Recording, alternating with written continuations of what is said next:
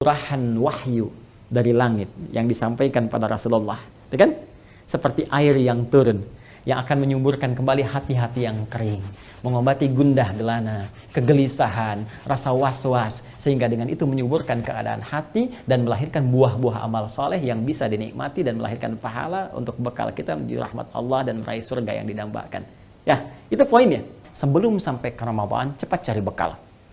Cari bekal yang bisa menguatkan roh kita, yang memberikan tenaga kepada kita, kekuatan spiritual, sehingga ketika sampai kepada Ramadan, kita bisa semangat untuk beraktivitas, seperti orang-orang dulu bisa beraktivitas. Ya, tidak seperti yang kamu bayangkan saat ini, tidak seperti yang kamu pikirkan. Sya'ban pun punya keistimewaan yang sangat istimewa, seperti Rajab punya keistimewaan, seperti Ramadan lebih istimewa lagi, ya kan? Nah, maka kata Nabi langsung diteruskan, yaghfulun nasu anhu. Karena itu banyak orang nggak sadar. Sekarang, jika dunia saja begitu demikian Anda kejarnya, kenapa untuk sang pemilik dunia yang menyampaikan langsung kepada Anda lewat Rasul yang paling dicintai, Anda tidak begitu semangat? Kenapa? Karena itu orang-orang yang tidak punya persiapan sejak bulan Sya'ban, maka umumnya dia akan merasakan hal yang berbeda saat masuk Ramadan. Ya, seperti orang lemas tidak punya air, maka lemas pula dia saat puasa karena tidak punya gairah untuk meningkatkan ibadah. Itulah kenapa dinamakan dengan apa? Sya'ban. Sya'ban itu bulan ke-8, teman-teman sekalian. Itu akan memasuki bulan ke-9. Itu sudah pasti, ya kan? 8 masuk ke 9. Kenapa saya mulai dengan 9 dulu untuk mengaitkan dengan konteks Sya'ban ini? 9, teman-teman, disebut dengan Ramadan pada saat itu. Ramadan itu kembali, ya, ada alif dan nunnya tuh, Ramadan. Ini pernah saya bahas pada kajian Aku Suka, ya. Aku Suka, kan? Ayo kultum sebelum berbuka pada Ramadan. Itu insya Allah akan muncul lagi di tahun ini dengan izin Allah Subhanahu wa Ta'ala, ya. Jadi Ramadan nih, dari kata Ramadan ada yang menyebutkan ramda, sesuatu yang panas membakar, terik membakar. Ya, kalau ditambahkan alif dengan nun, kembali ke rumus tadi, sigha mubalaghah superlatif, alif dan nun menunjukkan makna sangat, ya, sangat. Jadi cuaca yang ekstrim, yang sangat membakar, yang keadaannya begitu terik, gitu kan, panas. Nah, jadi di waktu itu, ya, di waktu itu, walaupun nanti berganti ke waktu berikutnya, ya bisa jadi musim dingin, tapi karena peristiwa awal penamaan pertamanya sangat panas terasa, maka mereka menyebut dengan nama Ramadan. Panas, terik, membakar, gitu kan? Nah, kalau sudah panas, sudah terik, itu orang-orang malas tuh keluar. Ya, jangankan dulu lah, kini saja saya alhamdulillah Allah pernah izinkan tinggal di wilayah Arab, gitu kan? Musim-musim panas, atau teman-teman lah di wilayah-wilayah misalnya Amerika atau di Eropa, musim panasnya seperti apa? Ya, saya pernah mendapati saat di Tripoli itu musim panas yang cukup luar biasa. Sampai kalau angin datang itu, ya kita seperti ditampar gitu. Kalau di musim panas, ya, itu panasnya luar biasa dan uapnya kan sedikit. Kalau di kita itu, ya, misalnya mohon izin ya, mohon maaf sebesarnya. Kalau kita kepanasan kan keluarnya keringat, gerah. Kalau taruh kerupuk misalnya kan mengerut gitu ya. Tapi kalau di Arab tidak. Karena kering, uapnya sedikit, maka membakar sifatnya. Ya, kalau sudah panas itu panas. Ya, bisa hitam, hidung, lestreng, itu kan ya, dan seterusnya itu luar biasa. Makanya ada karunia Allah juga untuk menyesuaikan dengan iklim. Itu ada salah satu wilayah di daerah Sudan itu, ya, guru saya pernah cerita, itu ada yang pigmen kulitnya itu sampai 4, ya, ada yang putih, ada yang coklat, ada yang hitam, ada yang ungu. Dan di antara karunianya bukan untuk menunjuk rasial, bukan, tapi karunia Allah untuk menyesuaikan dengan lingkungan tempat dia tinggal. Yang putih mungkin biasalah, ya, sekitar 20 kan, sampai 25, yang coklat di 26 sampai 30 kan, yang hitam itu rata-rata ya ada sampai ya 38 40 gitu, 40. Tapi yang sampai ungu itu teman-teman sekalian itu rata-rata di 45, kan, panas biasanya. Kalau udah tinggi panasnya bisa 50, bisa 55. Dan sebagian kawan kita itu kalau mau tidur disiram air dulu kasurnya supaya terasa gitu ya, nyaman saat tidurnya. Nah, tapi apa manfaatnya bagi orang sekitaran? Ya Masya Allah, ya kan, bagi orang yang coklat ke hitam sangat tidak bisa menyesuaikan. Tapi di lingkungan orang yang hitam misalnya, ya panasnya yang cukup terik, jangan dilihat kulitnya, tapi bagaimana dia bisa menyesuaikan dengan lingkungan. Dia bisa beraktivitas normal-normal saja, nyaman, siang-siang panas biasa saja gitu kan. Ya, bahkan di yang ungu apalagi gitu kan, ada banyak paket hemat untuk bisa masak telur bisa cepat matang gitu kan, beraktivitasnya nggak takut hitam lagi, udah ungu gitu kan, tapi kuat gitu keadaannya, sudah bagus, sudah luar biasa. Nah, itu hikmahnya diantaranya. Nah ini, tapi poinnya adalah dengan sesuatu yang panas, terik dan sebagainya, pada umumnya orang-orang Arab itu ya merasa kesulitan untuk beraktivitas, sulit gitu kan. Nah, yang paling berbahaya itu sumber air. Kalau sudah kering, sudah terik, otomatis Ya, sumber-sumber air itu bisa kekeringan, bisa kosong. Karena itu apa yang mereka lakukan? Sebelum datangnya bulan yang ke-9 Ramadan, terik panas itu, maka mereka kompak membagi-bagi tugas-tugas kelompok. Mengelompok dibagi-bagi. Ya, suku A, suku B, suku C dikelompokin oleh mereka. Ya, ada yang jaga di rumah, ada yang berangkat semua. Nah, masing-masing itu ditugaskan oleh mereka menyebar untuk mencari sumber air. Berpencar, mencari sumber air, kumpulin supaya bisa diambil, kemudian disiapkan untuk memenuhi kebutuhan bulan ke-9, yaitu bulan Ramadan. Karena itu, kenapa bulan ke-8 disebut dengan Sya'ban? Secara kultural, orang-orang Arab pada masa itu, mereka namanya dengan Sya'ban karena mereka membagi masyarakat ke dalam kelompok-kelompok, yang kelompok-kelompok itu berusaha menemukan sumber air yang dengan itu mereka bisa melakukan persiapan sebelum tibanya bulan yang ke-9 yang panas, terik, membakar, sehingga tidak mudah bagi mereka menemukan sumber air kembali karena situasi sumur-sumur bisa kering pada masa itu.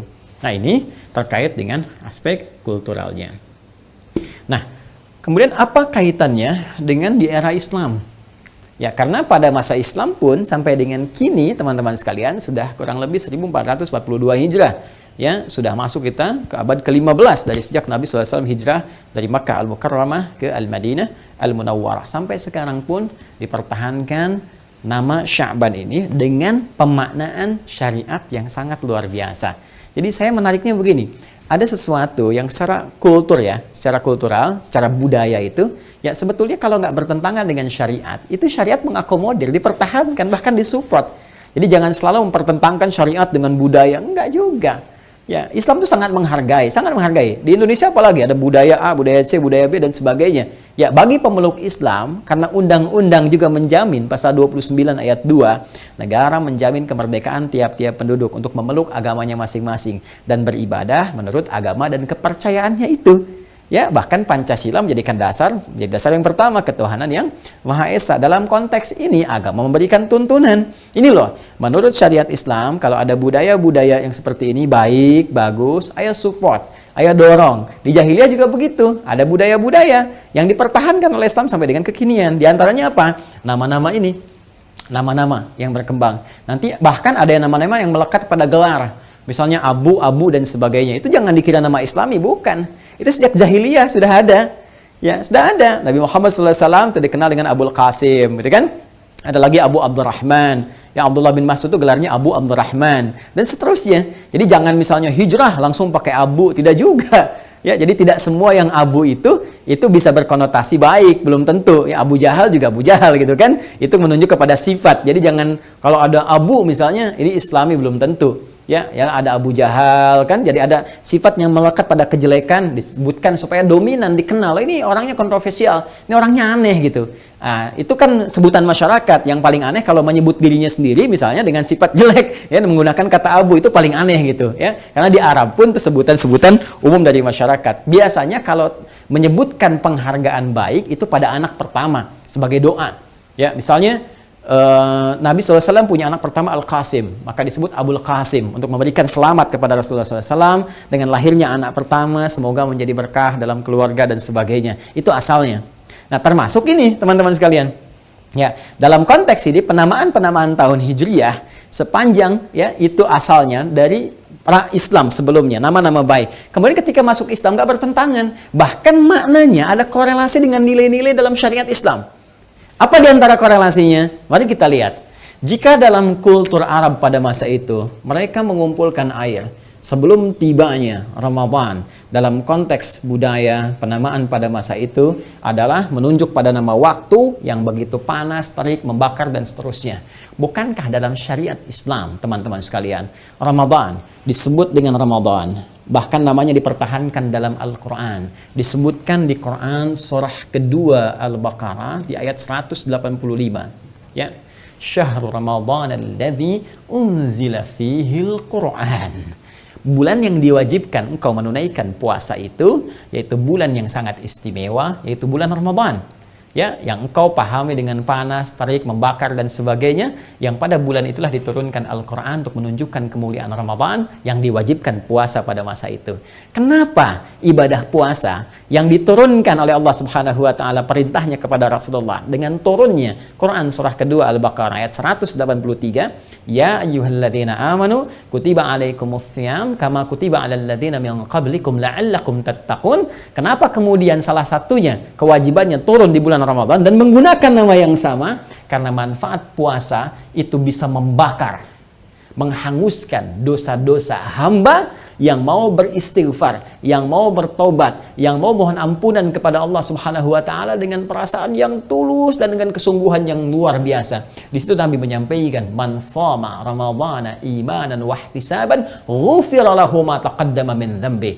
Siapa, tanpa kecuali siapapun, ya, besar kecil, tua muda, ya, laki-laki perempuan, muslim beriman, kalau dia menunaikan puasa Ramadannya dengan penuh kesungguhan, ketulusan, ikhlas dan bermuhasabah, berintrospeksi, memohon ampunan kepada Allah Subhanahu wa taala, maka hal pertama yang Allah anugerahkan kepadanya adalah membakar semua dosa-dosanya, menghanguskan, menggugurkan seluruh dosa-dosanya. Ghufira lahu ma taqaddama min dzambi. Allah ampuni seluruh dosa-dosa yang pernah ia kerjakan pada masa-masa yang lalu dengan taubat yang benar. Allah hanguskan, bakar dosanya seperti matahari menghanguskan benda-benda sekitarnya dengan terik panas yang luar biasa. Ya. Dipertahankan nama Ramadan itu mengandung makna yang tadi yang sangat luar biasa. Nah, karena Sya'ban secara kultural, ya, pada saat itu mereka mencari air bekal untuk ke Ramadan, maka Nabi pun memberi petunjuk seperti orang Arab dulu mencari bekal-bekal hanya untuk kebutuhan materialnya saja, kebutuhan jasmaninya saja, sedangkan nilai-nilai agama syariat itu mendorong kita memenuhi kebutuhan rohiyah kita, spiritual kita, karena imun spiritual ini akan menguatkan, memberikan kekuatan dahsyat kepada fisik dan pikiran kita. Ini intinya, soulnya ini dalam tubuh kita, rohnya, spiritualnya. Seperti orang Arab dulu mencari air, mencari bekal di bulan ke-8, bulan Sya'ban, untuk memenuhi kebutuhan fisik mereka di bulan Ramadan, bulan panas, bulan terik. Seperti itulah Nabi memberikan petunjuk kepada kita, cari air di bulan Sya'ban, cari bekal. Ya, cari air, cari bekal. Karena di Al-Quran, teman-teman sekalian, tuntunan wahyu, tuntunan agama, tuntunan spiritual itu seringkali juga oleh para ulama dikomentari memberikan kesan kepada kita seperti air. Ya, air secara fisikal yang turun dari langit berupa hujan, menumbuhkan tanam-tanaman, menggemburkan yang kering, menyuburkan kembali, ya kan? Menumbuhkan tanaman, melahirkan buah-buahan, banyak manfaatnya. Seperti itu pula curahan wahyu dari langit yang disampaikan pada Rasulullah, ya kan? Seperti air yang turun, yang akan menyuburkan kembali hati-hati yang kering, mengobati gundah gelana, kegelisahan, rasa was-was, sehingga dengan itu menyuburkan keadaan hati dan melahirkan buah-buah amal saleh yang bisa dinikmati dan melahirkan pahala untuk bekal kita menuju rahmat Allah dan meraih surga yang didambakan. Ya, itu poinnya. Jadi kalau orang Arab dulu mencari air untuk kebutuhan fisik, maka di bulan Sya'ban Nabi memberikan petunjuk cari bekal. Cari air-air wahyu, itu ibaratnya, kata kiasannya, ya. Cari petunjuk-petunjuk wahyu. Cari, penguat dahaga, pelepas segala hal yang kurang, supaya engkau segar lagi saat masuk Ramadan. Ya, seperti orang Arab sudah punya bekal ketika masuk Ramadan, mereka segar, sudah punya minuman, sudah punya segalanya. Dengan minuman itu bisa beraktivitas, walaupun panas, walaupun terik, sudah segar, sudah kuat, ya. Bahkan nanti terjadi di era Islam, Masya Allah, Perang Badar, Ramadan, Fathu Makkah, Ramadan, kan? Dan sebagainya. Jadi, terkait dengan keadaan ini, teman-teman sekalian, maka diberikan isyarat dalam konteks penamaan ini, bahwa kenapa dipertahankan nama Sya'ban, seakan-akan Nabi memberikan satu isyarat kepada kita semua. Sahabat-sahabat meneruskan kepada kita semua. Nanti kita akan lihat kenapa saya sebut Nabi, kita akan turunkan nanti riwayat-riwayatnya. Bahwa sebelum sampai ke Ramadan, cepat cari bekal. Cari bekal yang bisa menguatkan roh kita, yang memberikan tenaga kepada kita, kekuatan spiritual, sehingga ketika sampai kepada Ramadan, kita bisa semangat untuk beraktivitas, seperti orang-orang dulu bisa beraktivitas. Orang jahiliyah aja semangat beraktivitas. Kenapa kita yang sudah lewat dari jahiliyah menjadi lemah, menjadi banyak tidur, kan? Menjadi banyak lemasnya, menjadi jarang beraktivitas, sementara orang-orang dulu membangun kekuatan yang sangat luar biasa di Ramadan. Mereka bisa manfaatkan siang dan malamnya. Ada yang khatam Quran sehari sekali, ada yang sehari 2 kali. Ada yang Masya Allah malamnya hidup luar biasa, siangnya beraktivitas luar biasa. Jadi jangan sampai nanti ada alasan bahkan menggunakan hadis palsu, ya siyamus shaimi ibadatun, tidurnya orang puasa adalah ibadah, itu hadis palsu, cepi. Ya, itu hadis palsu. Jangan sampai ke kantor carinya musola gitu kan, ya musola, musola. Habis kerja ke musola gitu kan. Saat kerja ke musola, tidur lagi, tidur lagi. Nah, itu kan ya pulang ke rumah tidur lagi, cuma nunggu. Ya kan yang paling menarik gini, habis sahur lihat kapan buka, habis buka kapan sahur. Jadi apa manfaat yang bisa diraih? Karena itu orang-orang yang tidak punya persiapan sejak bulan Sya'ban, maka umumnya dia akan merasakan hal yang berbeda saat masuk Ramadan. Ya, seperti orang lemas tidak punya air, maka lemas pula dia saat puasa karena tidak punya gairah untuk meningkatkan ibadah. Itulah kenapa dinamakan dengan apa? Sya'ban. Ya. Ya, sekarang kita bergeser lebih dalam lagi ke pemaknaan syariat dengan naungan Al-Quran dan hadis-hadis Rasulullah SAW. Baik, paham ya? Insyaallah paham ya? Baik, bismillah. Nah, jadi saya mencoba untuk menampilkan dulu akar pemahamannya sehingga mengerti gitu. Saya tidak menginginkan Anda menghafal, tapi menginginkan kita memahami. Oh, ini maksudnya begini. Jadi ketika kita masuk ke bulan Sya'ban, mengerti, oh kenapa dinamakan dengan Sya'ban, maka ini harus saya lakukan.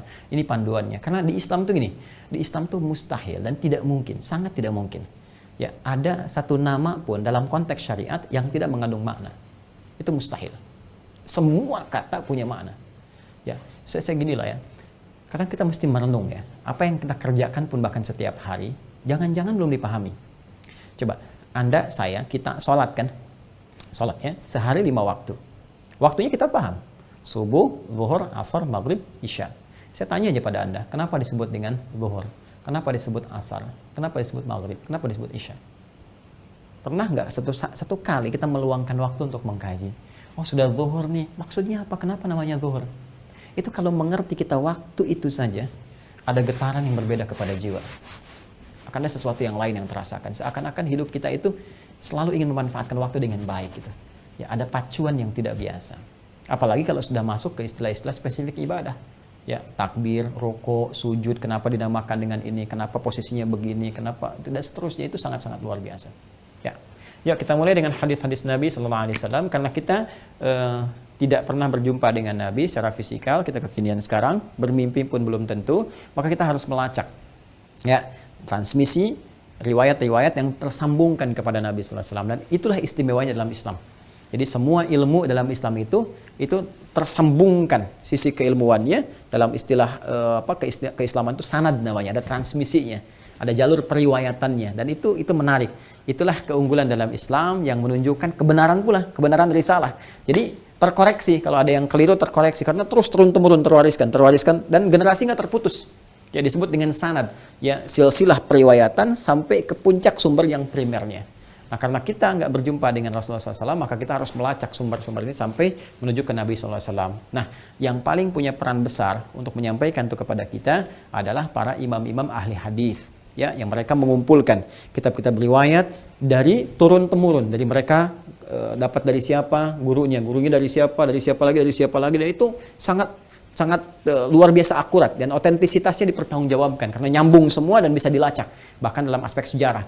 Dan paling menarik, para ulama kita selain punya kitab-kitab sanad, kutub itu kitab-kitab, jama dari kata kitab ya, kutub ya, punya buku-buku sanad yang transmisi riwayat itu, ada sejarah lagi yang membuktikan bahkan ke orang-orangnya. Ini si fulan ini siapa, kebiasaannya apa, dan sebagainya. Nanti kita akan tunjukkan saat masuk dengan izin Allah ya. Kalau nanti ada kajian tentang ilmu hadis, saya akan tunjukkan beberapa referensi. Kita belajar dengan metode cepat untuk memahami. Nanti kalau ada waktu, kita belajar insya Allah ya. Misalnya kalau mendengar ada rumus cepat nih, dengar hadis begini saja, oh ini pasti palsu. Palsu ini. Oh ini cacat nih, ya kan? Oh ini begini, nanti ada rumusnya. Al-Imam Ibnul Qayyim Al-Jauziyah punya kitab Al-Manarul Munif fis Sahih wad Dha'if. Ya, Al-Manarul Munif fis Sahih wad Dha'if. Ya, mercusuar. Ya, kalau di pantai itu ada satu pancaran cahaya lampu itu ya, untuk nyorotin ke kapal itu, yaitu manar. Ya, al-manar. Kalau tinggi disebut manarah. Ya, al-manar al-munif, pancaran cahaya yang terang, yang jelas ya, fis Sahih wad Dha'if, untuk menunjukkan ini sahih, ini dhaif. Jadi kalau kita dengar itu seakan-akan ada cahaya, ini sahih, ini dhaif. Itu ada rumusnya. Nanti kita belajar ya. Ya. Sekarang kita lacak dulu beberapa referensi. Pertama, yang diriwayatkan oleh sahabat Usamah bin Zaid Usama bin Zaid.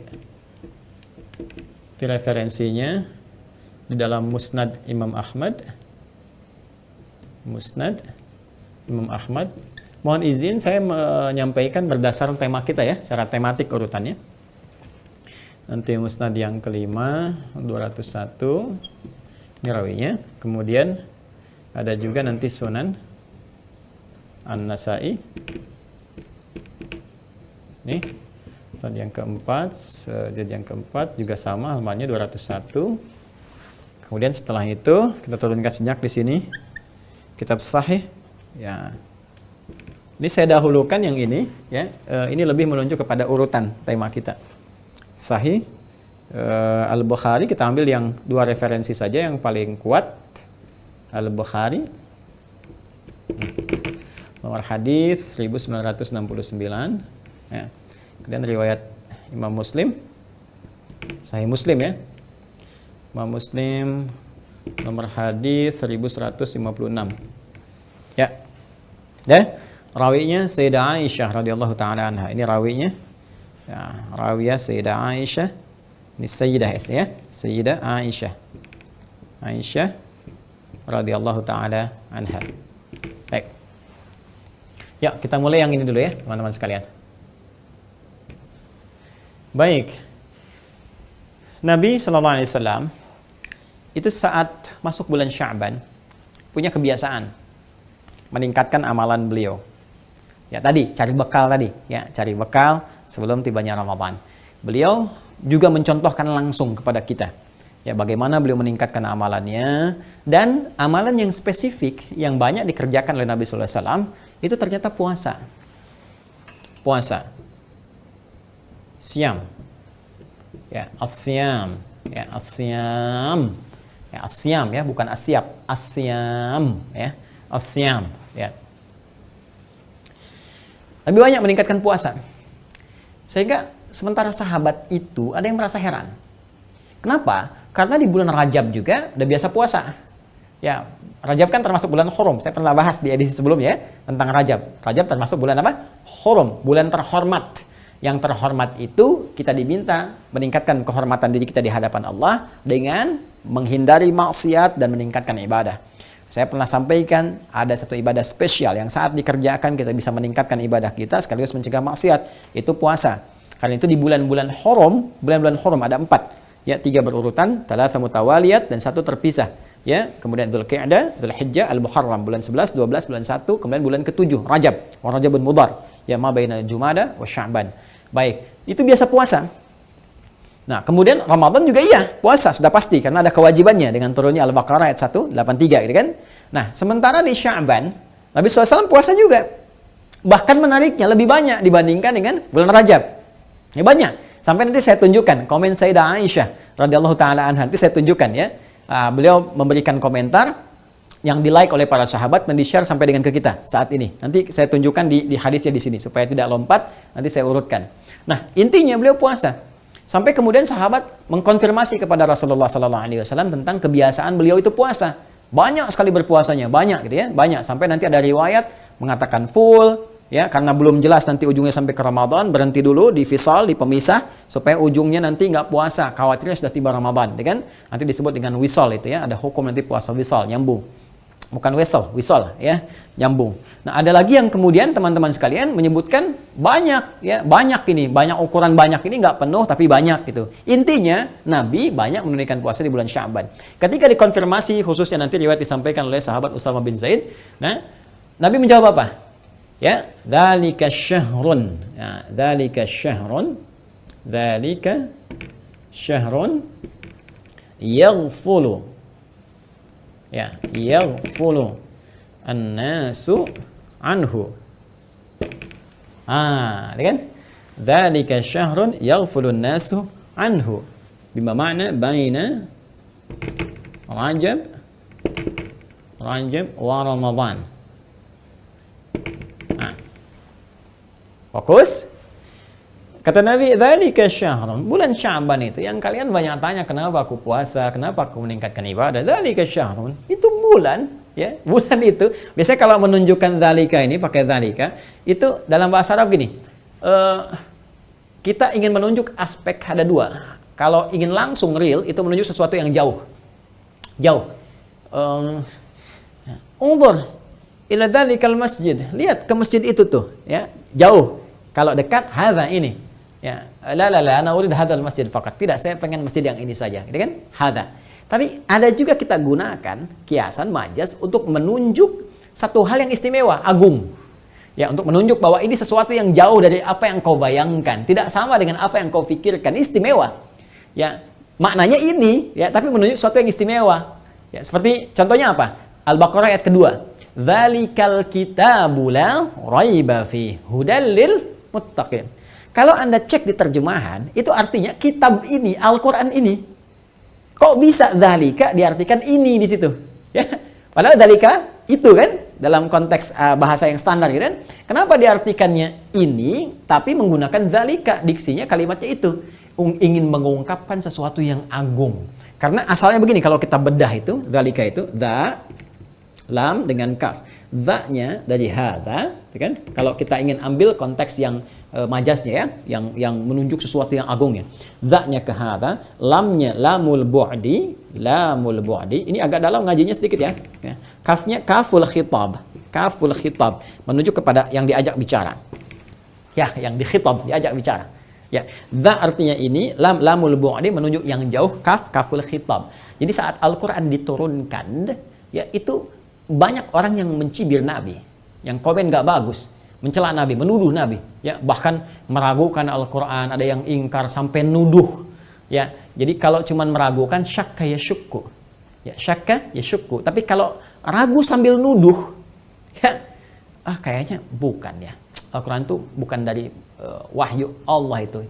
Tapi nuduh itu rekayasa Muhammad aja kayak SAW. Ya, itu rekayasa. Muhammad itu penyair, Muhammad itu penyair, tuduhan orang-orang dulu. Mereka itu meragukan sekaligus tuduh. Di dalam bahasa Arab disebut dengan raba, ya rubu raiban, raib. Ya, makanya ketika mereka mohon maaf mencibir Nabi, mengejek Nabi, menuduh Nabi, turun pembelaan langsung dari Allah Subhanahu wa taala. Hei, dzalikal kitab, kitab ini, Al-Qur'an ini, hadza ini, ya, li jauh sekali kamu dari apa yang kau bayangkan, dari apa yang kau pikirkan, dari apa yang kau tuduhkan.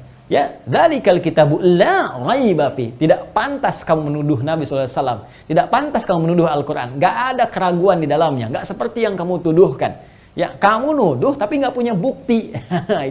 Itu kalau kita ngaji agak dalam temukan keindahan ini. Apa kaitan dengan pembahasan kita? Kata Nabi, dzalika syahrun. Kalau kita ingin turunkan ini dengan pemaknaan agung, menunjuk keagungan, bulan itu, Sya'ban itu sebetulnya agung. Tidak seperti yang kamu bayangkan. Ya, tidak seperti yang kamu gambarkan, bukan cuma Rajab saja. Yang sebelumnya kamu puasa, menjaga kehormatan. Sya'ban juga punya keistimewaan. Gitu cara memahaminya. Ya, tidak seperti yang kamu bayangkan saat ini. Tidak seperti yang kamu pikirkan. Sya'ban pun punya keistimewaan. Yang sangat istimewa. Seperti Rajab punya keistimewaan. Seperti Ramadan lebih istimewa lagi. Ya kan? Nah, maka kata Nabi langsung diteruskan, yaghfulun nasu anhu. Karena itu banyak orang nggak sadar. Ya, ghaflah itu lalai, yang nggak sadar, ya nggak sadar. Banyak orang nggak sadar bahwa itu tuh punya keistimewaan kata Nabi, ya. Nah, maka pertama Nabi menunjukkan Sya'ban itu yang mana letaknya supaya nggak salah.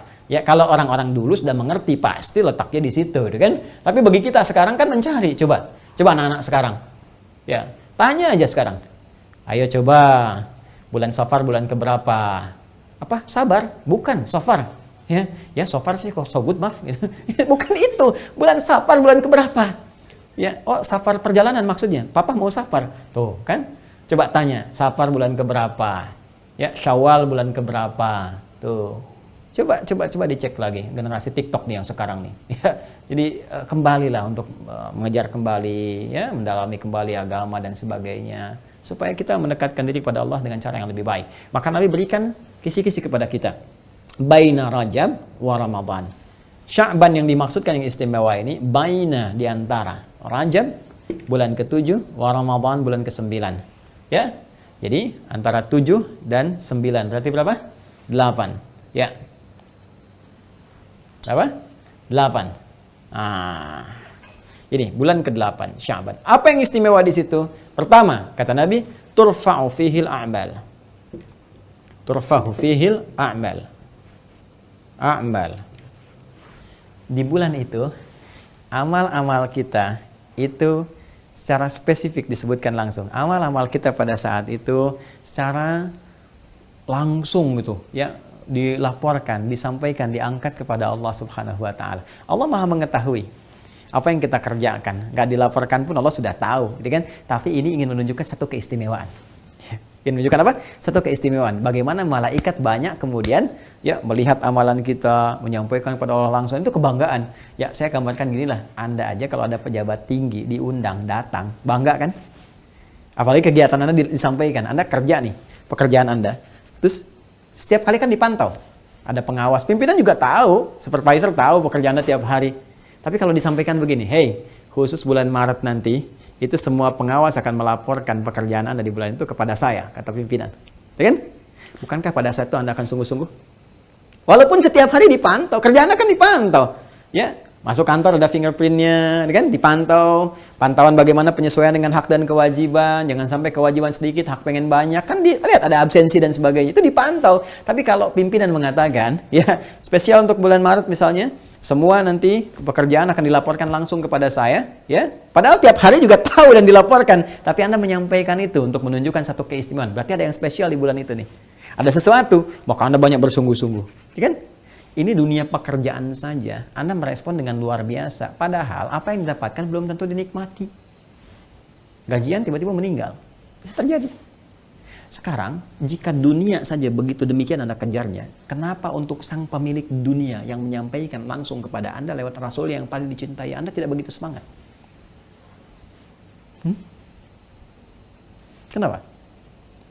Untuk dunia yang sementara, begitu Anda kejar.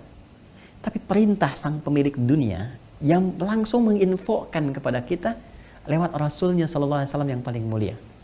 Bahwa spesial di bulan Sya'ban itu, di bulan. Jadi ada harian, amalan kita ditatap langsung oleh Allah, gitu kan? Ada bulanan. Bagaimana diinfokan kepada kita, malaikat itu berlomba-lomba menyampaikan catatan amal kita kepada Allah. Dan itu kebahagiaan bagi malaikat. Ya, kapan lagi langsung melaporkan langsung kepada Allah? Nggak semua malaikat bisa langsung menghadap kepada Allah Subhanahu wa taala. Ya. Nah, di saat itu, ini kalau informasi Rasulullah SAW itu sudah pasti valid, ya. Dan ini mohon maaf, ini bahasan spiritual ya. Bahasan agama gitu, ya, ditangkapnya pakai iman, ya, nggak pakai akal. Jadi akal kita itu jangan dipaksakan untuk menangkap bahasan-bahasan iman, nggak akan nyambung. Semua yang melekat pada manusia sifatnya terbatas. Pendengaran terbatas, semakin tinggi frekuensi semakin nggak bisa didengar. Penglihatan terbatas, semakin jauh semakin tak terlihat. Jika pendengaran dan penglihatan punya batasan, kenapa akal selalu nggak pengen punya batas? Ya, akal kita pun terbatas. Jadi kalau ada yang nggak sanggup ditangkap oleh akal, tangkap pakai iman kita. Maka amalan ini disampaikan oleh para malaikat kepada Allah Subhanahu wa taala. Laporkan langsung, ya Allah, hamba-Mu si fulan sedang begini, hamba-Mu si fulan sedang begini. Maka apa yang langsung Nabi berikan bimbingan kepada kita? Fa uhibbu an yurfa'a amali wa ana shaim. Fa uhibbu an yurfa'a amali, fa uhibbu an yurfa'a amali wa ana shaim. Masya Allah. Maka aku sangat menginginkan, sangat mencintai. Uhibbu itu bisa cinta, bisa sangat ingin, ya, sangat ingin. Ana uhibbu hadzal kitab. Saya sangat pengen sekali buku ini. Ya, ya bunayya ta'al mama nadhhab ila hunak. Ya anakku sayang, ayo kita pergi ke sana dulu. Mama uridu hadzal kitab. Mama, saya pengen buku ini. La hunaka afdal. Enggak, itu lebih bagus. Walakinnani uhibbu hadzal kitab. Tapi saya sangat ingin buku yang ini, ya. Nah, nanti kalau konteks kehidupan, uhibbu bisa dengan anak gitu, cinta. Ana uhibbu waladi, saya sangat mencintai anak saya, ya kan? Nah, itu mahabbah, kecintaan, ya. Jadi, ketika kita katakan Nabi fa uhibbu, ya, maka kata Nabi, aku sangat menginginkan. Sangat menginginkan, seperti seseorang menginginkan dengan rasa cinta yang paling dalam. Itu kurang lebih demikian. Anjur fa'amali, saat amalku itu diangkat, disampaikan kepada Allah, ya, wa ana shaim, aku sedang dalam keadaan berpuasa. Masya Allah. Allahumma salli ala sayyidina Muhammad, Allahumma salli ala sayyidina Muhammad, Allahumma salli ala sayyidina Muhammad. Masya Allah. Nabi yang ma'sum, Nabi yang paling takwa, kan? Nabi yang paling dekat dengan Allah, dipuji wa innaka la'ala khuluqin azim, dijamin surga, inna a'tainakal kautsar dan sebagainya, masih mencoba meningkatkan kualitasnya sehingga beliau ingin dinilai terbaik oleh Allah ketika tiba masa Sya'ban itu. Saya ingin disebutkan dalam keadaan yang istimewa. Ya, disebut kepada Allah itu dalam keadaan yang tampil baik. Ya, dan Nabi mencontohkan yang tinggi-tingginya. Ya, apa itu? Itu puasa. Karena puasa itu saya katakan tadi, dalam puasa kita akan terbiasa menjaga dua hal. Satu, menjaga amal soleh kita. Ya, menjaga amal soleh kita supaya konsisten ditingkatkan. Karena itu saat puasa kita senang baca Al-Quran, senang sedekah, senang baca Al-Quran, itu sudah otomatis. Dan yang kedua, menjaga diri. Ya, yang pertama menjaga amal saleh untuk ditingkatkan, yang kedua menjaga diri untuk tidak beramal salah. Makanya orang-orang puasa, yang beriman puasa itu pasti menjaga dari perbuatan maksiat. Nggak ada orang puasa sengaja bohong, sengaja menipu, gitu kan? Ya, sengaja berselisih, sengaja berbuat fitnah, sengaja bikin hoax, itu nggak mungkin, nggak ada. Karena minimal dia takut batal puasanya. Karena itu orang puasa itu amalannya cenderung baik. Nah, kalau sudah baik, disampaikan kepada Allah dalam keadaan yang terbaik. Ya Allah, si fulan hamba mau puasa. Ya Allah, si fulan sedang baca Al-Quran. Ya Allah, saat ini si fulan sedang sedekah. Itu semua tuh baik. Maka Anda bisa bayangkan, Nabi dalam kondisi bulan Sya'ban itu, kenapa diantaranya beliau menyampaikan ya kepada kita semua bahwa beliau terbiasa menunaikan puasa, itu salah satunya, rahasia terbesarnya, satu, Sya'ban punya keistimewaan. Keistimewaan pertama, yaitu diangkat dan disampaikannya kan ya amalan langsung seorang hamba.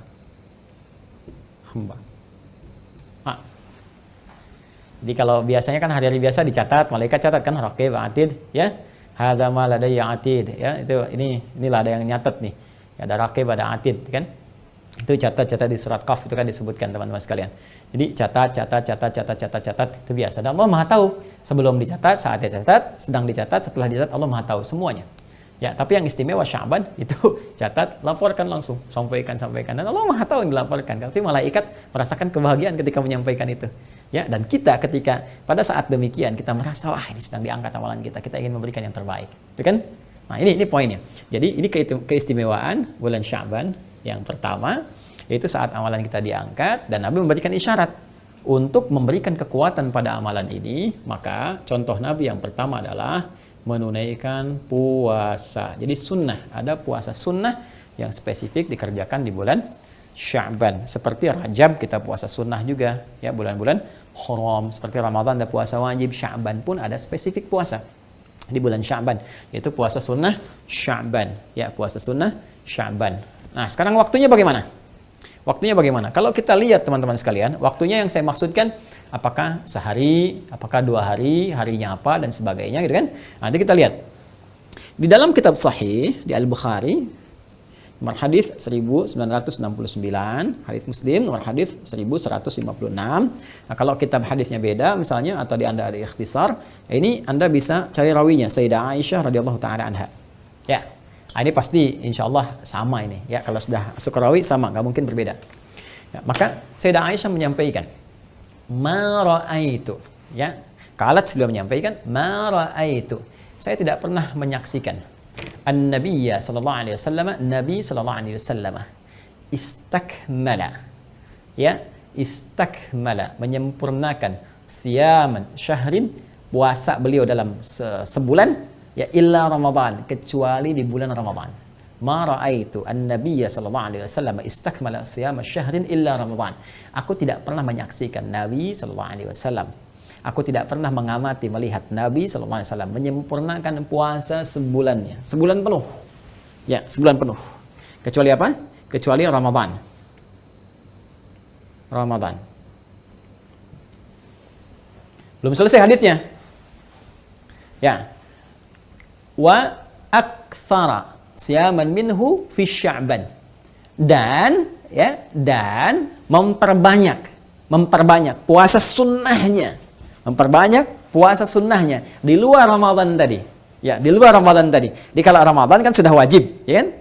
Nah, di luar Ramadan kan sunnah kan?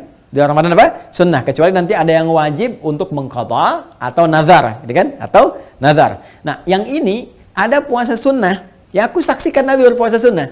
Senin puasa, gitu kan? Kamis puasa, dan Ayyamul Bid Nabi menyontohkan kepada kita, mengisyaratkan. Tapi ada banyak Nabi banyak berpuasa dalam sebulan itu. Banyak. Ya, kapan itu? Fi Sya'ban, di bulan Sya'ban. Ini bulan yang ke-8 tadi, Sya'ban. Jadi tidak pernah aku menyaksikan Nabi sallallahu alaihi wasallam menyempurnakan puasa sebulan penuh, ya, kecuali di bulan Ramadan yang wajib tadi, dan memperbanyak puasa sunnahnya di bulan apa? Sya'ban. Bahkan ada riwayat menyebutkan, teman-teman sekalian, bahwa kadang Nabi penuh puasa Sya'ban. Ada riwayat menyebutkan demikian. Ada riwayat menyebutkan ya memperbanyak. Jadi ada pernah sekali disebutkan penuh. Ya, jadi kalau Sya'ban ya misalnya 29 hari, 30 hari, gitu kan? Tapi Nabi pun menegaskan nanti ada hukum puasa wisal yang menyambung. Jadi khawatir karena dulu belum diketahui, nggak seperti kita sekarang. Ya, untuk ru'yat canggih, ada teleskop, ada macam-macam dan sebagainya. Bahkan falaknya udah makin canggih. Udah ketahuan sekarang hitungan falaknya bahwa nanti secara astronomis ini nanti ketinggian hilal sekian, udah di atas 3 derajat nanti, ya, pada saat ijtima konjungsi itu terjadi, nanti ketinggian hilal sudah tinggi di atas 3 derajat, dipastikan itu keesokan harinya udah puasa. Nanti 1 Ramadan bersamaan dengan 13 April. Ya, insya Allah dengan izin Allah Subhanahu wa taala itu akan bersamaan. Ya, kemungkinan besar akan sama keseluruhannya. Nanti saya berikan lagi kalau sudah masuk materi itu, termasuk dengan doanya. Nanti kita belajar lagi. Ini masih panjang rangkaiannya, ya, masih panjang. Kembali ke sini. Nah, tapi karena di zaman Nabi itu belum secanggih kita sekarang, maka dikhawatirkan nanti tahu-tahu sudah masuk Ramadan, masih puasa Sya'ban, niatnya salah, gitu kan? Karena itu nanti di pembahasan fikih-fikih klasik itu ada, kalau sudah mau masuk mendekati ke akhir Sya'ban jangan puasa lagi. Ya, khawatirnya sudah masuk apa? Ramadan, ada jeda. Nah, karena itu ulama kontemporer sekarang mengatakan, tapi kalau sudah diketahui jedanya, maka boleh, kalaupun mau penuh. Ya, karena ilatnya dulu dilarang itu karena dikhawatirkan masuk Ramadan. Tapi kalau Ramadannya diketahui, maka tidak ada masalah di situ. Ya, karena al-hukmu yaduru ma'a illatih. Itu di ilmu ushul fikih. Al-hukmu yaduru ma'a illatih. Hukum itu dalam fikih itu melekat berdasarkan sebabnya, illat. Jadi kalau sebabnya hilang, sepanjang hukumnya bukan melekat wajib kepada kita, maka bisa hilang. Tapi kalau sudah wajib melekat, maka nggak dipandang ilat. Ya, makan daging babi haram. Ya, jangan ditanya apa ilatnya, kalau itu perintah. Ya, wajib kita untuk meninggalkan. Walaupun Anda mengatakan, karena ini dikaji, ini ada belatungnya, ada ininya, ada joroknya. Jadi kalau babinya sudah nggak jorok sekarang, dikasih makannya yang bersih-bersih, yang menyehatkan, jadi halal. Nggak begitu juga. Ya, jelas paham ya? Nah, tetap mengikat hukumnya. Jadi kembali kepada Sya'ban ke sini, Nabi SAW tercatat dalam sejarah itu memperbanyak puasa di bulan Sya'ban. Yang dilihat esensinya bukan sekedar puasa. Ya, bukan menjaga lapar, menjaga haus, nahan semuanya gitu kan, tapi tidak demikian adanya saja. Nabi lebih memberikan isyarat kepada kita untuk kembali ke makna Sya'ban yang sesungguhnya. Yang tadi secara filosofis adalah mencari bekal-bekal yang terbaik, menyiapkan diri kita dengan mulia, dengan baik gitu kan. Supaya apa? Supaya siap-siap di bulan yang ke-9. Supaya dosa-dosa kita bisa dibakar, dihanguskan, ya, seperti halnya Ramadan pada masa itu membakar dan menghanguskan dengan teriknya matahari sekitaran benda-benda sekitarannya. Maka demikian kita berharap di bulan ke-9 saat Ramadan dosa-dosa kita digugurkan oleh Allah Subhanahu wa taala, dibakar, dihanguskan dengan suasana Ramadan yang kita siap menjelangnya. Itulah keutamaan pertama dan amalan yang dikerjakan oleh Nabi. Karena itu tidak ada amalan spesifik untuk berlatih kecuali apa? Kecuali puasa. Dan puasa itu sangat efektif karena ketika kita membiasakan minimal di Sya'ban, ke Ramadan sudah siap. Ya, karena itu saya izin ya untuk mengingatkan. Pertama, bagi teman-teman yang mu'alaf misalnya, ya, yang di tahun-tahun ini belum sempat memulai puasa, ya, bersiap Ramadan, itu bisa latihan sekarang. Ya, anak-anak kita yang balik nih tahun ini yang belum biasa puasa misalnya, yang belum berlatih, bisa berlatih di bulan Sya'ban. Jadi jangan sampai Ramadan nanti pas jadikan latihan. Nah, sekarang mulai latihan. Yang namanya latihan nggak perlu dipaksakan. Artinya memulai bertahap dulu. Misal nanti saya mulai hari Senin nih, insya Allah, bismillah, Senin mulai. Karena baru pertama puasa, misalnya jam 12, aduh, kok perutnya udah perih ya, nggak bisa ditahan, gitu kan. Nggak apa-apa buka. Nanti setelah menyesuaikan, besoknya tambah lagi sampai ke asar, gitu kan. Ini maghribnya sejam 6 lewat 6. Asar jam 4 nggak kuat, tuh ya. Tahan sampai jam 5 misalnya kan. Tapi situ sudah perih, sudah sakit, jangan dipaksakan. Termasuk anak-anak kita ya, yang baru-baru. Jangan ibu mengatakan, ayo nak, berjuang, jihad fisabilillah. Jihad apaan? Udah cepat buka. Ini kan puasa sunnah. Buka, sudah buka, kemudian siap lagi, besok terbiasa, sehingga besoknya lagi lebih menikmati sampai ke maghrib, Masya Allah. Sampai maghrib aja, jangan terlampau soleh ya, berarti sampai ke isya, tidak. Maghrib aja. Di sampai maghrib buka, karena nanti ada aliran yang terlampau soleh. Ya, aliran terlampau soleh. Jadi bukanya pas Isya. Pas Isya. Ya, jadi salah mengartikan ayat tsumma atimmus syiyama ilal lail. Ya, sempurnakan puasa sampai menuju lail malam. Jadi mereka mengartikan maghrib belum buka, Isya bukanya. Hati-hati, itu aliran yang menurut saya sangat bermasalah, kontroversial. Kenapa? Nabi aja sesoleh-solehnya bukannya maghrib. Anda bukan Nabi, kenapa Isya, Joni? Jadi kalau ada yang Anda bertamu, maghrib dia tiba-tiba pamit ke kamar dulu terus Isyanya makan, itu patut diduga gitu ya. Tanya supaya kita tidak menduga yang macam-macam. Sampai maghrib, sampai kita terbiasa lagi mengerjakan itu semua sampai ke Ramadan kita maksimal. Ya, dan boleh berdoa, kita minta kepada Allah. Ya, Imam Ahmad pernah meriwayatkan satu hadis dari Nabi sallallahu alaihi wasallam, kemudian menyampaikan doa, Allahumma barik lana fi Rajab wa Sya'ban wa barik lana fi Ramadan. Ya Allah, mohon berkahi kami di bulan Rajab, juga di bulan Sya'ban, juga di bulan Ramadan. Kalau Imam Al-Baihaqi dengan riwayat sedikit berbeda. Di kitab Syu'abul Iman. Ya Allahumma barik lana fi Rajab wa Sya'ban wa ballighna Ramadan. Ya Allah, berkahi kami di bulan Rajab, di bulan Sya'ban, dan sampaikan kami, mohon sampaikan ke bulan Ramadan. Ya, memang secara sanad hadis ini ada masalahnya. Ya, karena ada seorang bernama Ziyad An-Numairi di salah satu sanad itu bermasalah, disebut dengan rawi mungkar. Jadi ada 3M secara sanad itu yang bermasalah ya. Satu itu matruk ya. Mungkar dulu, mungkar kemudian matruk, ketiganya maudhu. Mungkar, matruk, maudhu. Kalau mungkar itu yang diduga sering berbuat yang tidak pantas gitu kan. Nah, karena ketidakpantasan ini maka ulama menyebutnya ada aib di orangnya. Jadi jangan sampai hadis diriwayatkan oleh orang itu diterima. Kenapa? Karena kalau diterima takutnya jadi celak kepada riwayatnya. Oh, pantas di orang Islam begini, hadisnya diriwayatkan oleh orang bermasalah, ini orang mabuk gitu kan dan sebagainya. Itu untuk mencegah itu maka ada batasan-batasan kriteria. Nanti hadis sahih itu nanti ada 5 turunannya. Ya. Maruya adil abid dhabiti an adil dhabiti min ghairi syaddin wala illatin qadihatin kan. Jadi hadisnya itu sudah diriwayatkan oleh orang-orang yang adil, nanti ada batasan dhabit yang kuat ingatan kan, min ghairi syaddin wala illatin qadihatin. Jadi tidak ada cacatnya, tidak ada illatnya, sebab-sebab yang buruknya dan seterusnya. Nanti ada 5 turunan. Ya, 5 turunan yang paling utama. Jadi teman-teman sekalian, nah ini ada bermasalah namanya Ziyad An-Numairi. Jadi ini disoal sering berbuat sesuatu yang tidak pantas sehingga hadisnya disebut mungkar, sesuatu yang diingkari. Orangnya sebetulnya walaupun kalimatnya benar. Ya, kedua ini matruk. Matruk ini yang ditinggalkan. Kenapa? Karena orangnya seringkali berkata-kata yang misalnya mohon maaf ya, kadang nggak konsisten. Yang kadang-kadang ngarang-ngarang gitu walaupun cerita dan sebagainya sehingga nggak bisa dibedakan itu hadis apa cerita sebetulnya. Ya, nah itu yang seperti itu ditinggalkan, matruk. Yang ketiga maudhu. Maudhu itu yang dikarang-karang, memang bukan hadis. Orangnya suka ngarang. Ya, begitu ngarang-ngarang misalnya disebut sebagai hadis bahkan dipopulerkan. Ya, saya punya buku yang saya tulis itu menyoal hadis populer. Nanti mungkin kita bisa cetak ulang, teman-teman bisa dapatkan. Beberapa yang populer sekali di masyarakat ternyata hadisnya bermasalah. Ya, contoh makan saat lapar berhenti sebelum kenyang. Ternyata bukan hadis loh. Itu kisah. Nah, cuma bagaimana menghukumi doa tadi? Sederhana sebetulnya. Yang bermasalah itu teman-teman sekalian orangnya. Ya, di jalur sanad. Sedangkan doanya itu gak ada masalah. Matannya gak ada masalah. Baik, gak ada masalah. Jadi sederhana saja. Bacaannya itu gak apa-apa. Yang kita tepikan tuh orangnya. Ya, kalaupun kita nggak anggap sebagai hadis, ya anggap sebagai doa saja. Kita tepikan hadisnya kalau dianggap sebagai bagian bermasalah. Ingat, jangan dipotong ya ceramah saya. Yang saya maksudkan menepikan sanad dalam konteks tadi. Sanadnya simpan saja. Toh kita abaikan sanad pun dengan berdoa, isi doanya nggak ada masalah. Saya tanya Anda begini, boleh nggak kalau saya berdoa begini? Ya Allah, anugerahkanlah keberkahan kepada hamba dan keluarga. Saudara-saudara hamba ya Allah, kerabat-kerabat hamba di bulan Rajab, di bulan Sya'ban yang saat ini ya Allah. Dan hamba mohon ya Rabb, sampaikan kami semua ke bulan Ramadan ya Allah. Mohon sampaikan ya Allah, berikan kesehatan, kebaikan, kebahagiaan bagi kami. Berkahi kami di bulan Sya'ban ini, sampaikan ke bulan Ramadan. Saya tanya boleh nggak? Anda jawab boleh. Nah, itu bahasa Arabnya. Allahumma barik lana fi Rajab wa Sya'ban wa balighna Ramadan. Itu bahasa Arabnya, Cepi. Nah, itu. Jadi sama aja ketika kita pakai bahasa Arab itu seperti itu. Intinya Nabi meminta kepada kita saat masuk pertama bulan Sya'ban itu ya membiasakan puasa dan memperbanyak doa. Kita berdoa. Ya, jadi maksud saya gini, saya tidak ingin kita berdebat, berdiskusi masalah, oh ini dhaif. Ini Anda belajar ilmu hadis dulu. Nanti di ilmu hadis itu dijelaskan. Ini loh, dhaif ini dalam perkara-perkara ibadah, perkara-perkara usul ini nggak boleh tolak semuanya. Tapi kalau perkara-perkara amal-amal, afdhaliyatul amal, amal-amal utama, sepanjang tidak parah atau matanya tidak bermasalah, itu nggak ada masalah.